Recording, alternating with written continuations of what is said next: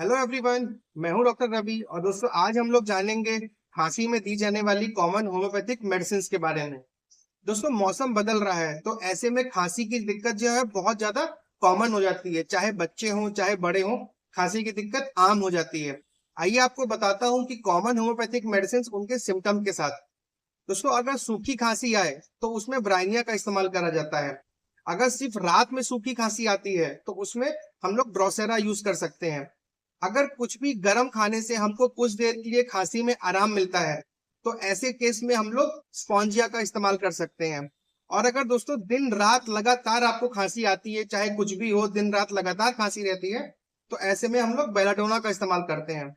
और अगर खांसी के दौरान खड़खड़ाहट की आवाज या बहुत ज्यादा बलगम भरा रहता है तो ऐसे में हम लोग एंटीम टार्ड का इस्तेमाल करते हैं। Thank you.